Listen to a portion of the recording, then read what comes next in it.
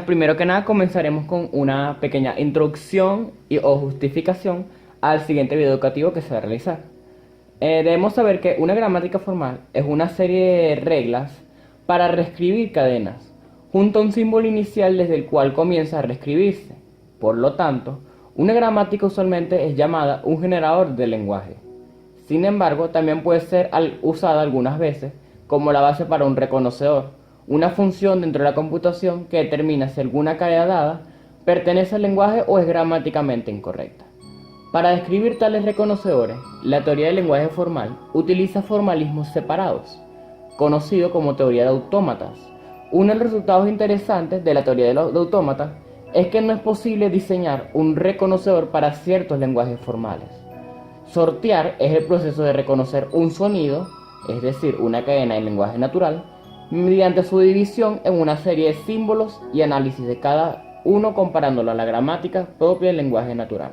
La mayoría de lenguajes tienen los significados de su estructura de acuerdo a su sintaxis, una práctica conocida como semántica composicional. Como resultado, el primer paso para describir el significado de un sonido de un lenguaje es dividirlo parte por parte y mirar su forma ya analizada. Bueno, antes de darles ejemplos de cómo determinar un lenguaje a partir de una cierta gramática, tengo que explicarles un par de abreviaturas de la sintaxis que serán necesarias para que lo entiendan, para que entiendan los ejemplos. La primera es VN o vocabulario no terminal, el cual puede estar compuesto de las letras mayúsculas, las primeras 7 letras del abecedario, es decir, de la A la G, y los nombres en minúscula de algún conjunto en específico, encerrado en paréntesis angulares. Por ejemplo, dígito sería el conjunto si es en base 10, el conjunto de los números del 0 al 9. Esto puede ser cualquier conjunto que se quiera usar en el lenguaje. El nombre que define a ese conjunto es lo que va encerrado entre los paréntesis angulares. La otra abreviatura es VT, que significa vocabulario terminal, que es con el que se forman en realidad las sentencias o instrucciones. Este puede estar formado por los siguientes elementos.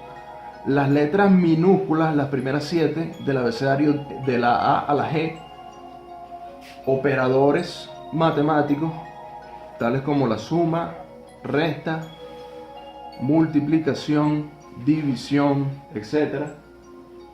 Caracteres especiales, tales como el numeral, el arroba, paréntesis, punto y coma, 2 puntos, etc.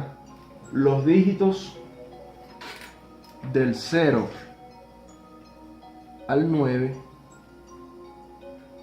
y las palabras reservadas de lenguajes de programación en letras minúsculas, tales como if, else, then, and, or, not, etc. Ok, vamos con el primer ejemplo de determinación del lenguaje a partir de una gramática dada. Bueno, dada la siguiente gramática, vamos a llamarla G sub 1, compuesta por 4 elementos.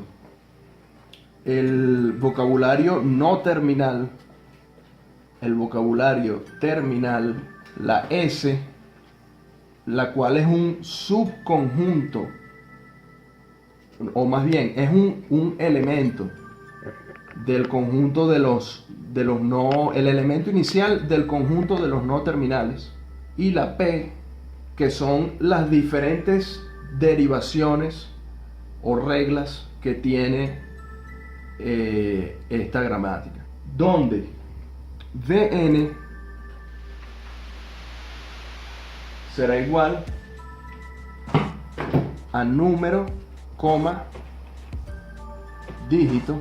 VT serán los dígitos del 0 al 9 y S o el elemento inicial de Bn va a ser igual al conjunto número. A esta gramática se le aplican las siguientes reglas de producción. Que el número, conjunto número, está definido como dígito, conjunto dígito, conjunto número. Y número también está definido o se deriva como, de él se deriva dígito solamente, y los dígitos están definidos como 0 o 1 o 2 o 3 o 4 o 5 o 6 o 7 u 8 o 9, eso solamente. Ok, determinar el lenguaje que genera esto, todas estas condiciones.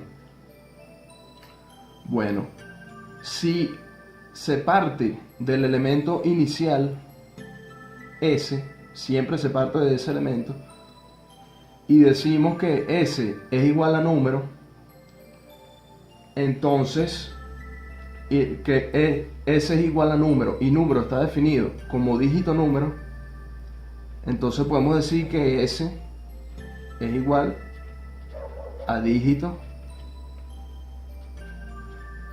número, y o más bien que S pasa a ser dígito número. Y número, o sea, a su vez pasa a ser dígito. Entonces en el segundo paso podemos decir que S pasa a ser no, S pasa a ser no, que más bien esto pasa a ser dígito, y como dígito es alguno de estos 9 caracteres, se reemplazan acá cualquiera de estos y daría un número natural cualquiera del 0 al 99. Pero eso es solo una de las posibilidades. O sea, arbitrariamente se puede hacer una sustitución de forma recursiva, porque acá está el mismo número que está definido acá. Por lo tanto, uno puede, otra posibilidad de esta, y la verdadera posibilidad del lenguaje definido bajo estas condiciones es más bien un número infinito de números, ya que al uno reemplazar este número que está acá recursivamente por esta misma expresión, te da dígito infinitamente con un número al final. O sea, un número infinito de veces se puede hacer una sustitución recursiva de acá a acá. Entonces esto puede ser dígito a la n terminando en un número. Y número a su vez es dígito. Entonces esto es dígito a la n más 1. Porque al reemplazar esto por dígito, por un dígito, o sea, dígito a la n más 1 significa más un dígito, no que se aumenta por 1 el valor, sino que se añade un dígito más cualquiera de este conjunto. Por lo tanto, ¿qué podemos inferir? que esta gramática, el lenguaje que se genera, dadas estas condiciones, es el conjunto infinito de todos los números naturales en base 10. Todos los números naturales en base 10. Ahí concluimos el primer ejemplo. Vamos con el tercer ejemplo. Teniendo una gramática que vamos a llamar G sub 3, compuesta su vocabulario no terminal solo por el término inicial S, su vocabulario terminal por C y D, y con las siguientes producciones posibles. S se deriva a CSD y S se deriva a simplemente SD. Vemos dos posibilidades generales. Si se hace una sola vez el primer paso, y como siempre se tiene que terminar con el segundo, quedaría CCDD. Y si se hace más de una vez el primer paso, o sea, se reemplaza recursivamente, quedaría CCSDD. En la sucesiva quedaría CCCSDD y así sucesivamente, pero acá lo dejamos hasta dos pasos. Y el tercer paso sería entonces la segunda condición, que haría triple C, triple D. Pero ya con estos dos podemos ver emerger el siguiente patrón. C, n más una veces, siendo n la cantidad de veces que se aplica la primera condición. Y D, n más 1 veces también. Si se aplicara 0 veces la primera condición, seguiría siendo C una vez y D una vez.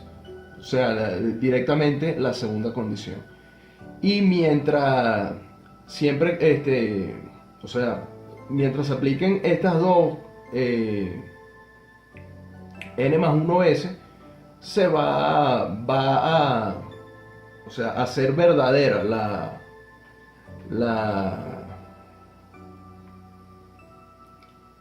relación, pues, entre esto y esto, porque siempre si se aplica acá, por ejemplo, 2 veces, 2 más 1, 3, queda con superíndice 3 en ambos lados, y efectivamente hay 3C, al momento de finalizarla con el segundo paso, hay 3C y 3D.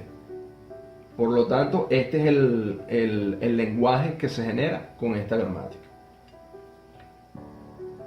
Ahora les explicaré un ejemplo práctico de la teoría del autómata. Aquí se muestran los distintos elementos que constituyen el sistema implemental. Cabe destacar que tanto el proceso de entrenamiento como el de la aplicación contienen un componente importante de tratamiento de textos, ya que todas sus entradas y salidas serán ficheros de texto. Esto hace que la práctica no sea solo interesante por aplicar conceptos vistos en teoría, sino también por el tipo de herramientas que habrá que utilizar para desarrollarla, que deberán incluir aspectos como expresiones regulares que faciliten el tratamiento de estos textos. De esta forma, tanto a través del objeto de ampliación como de los medios de implementación, se aplican conceptos relacionados con la teoría de autómatas y lenguajes formales. Una vez propuesta la arquitectura del sistema, el siguiente paso será decidir qué recursos y herramientas son necesarios para realizarla.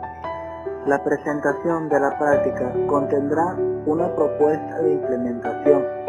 No obstante, el problema es lo suficientemente abierto y flexible como para invitar a los propios alumnos a que investiguen y busquen otras alternativas, como unas breves indicaciones y a la curiosidad innata en algunos alumnos. En internet se pueden encontrar con facilidad estos tipos de recursos.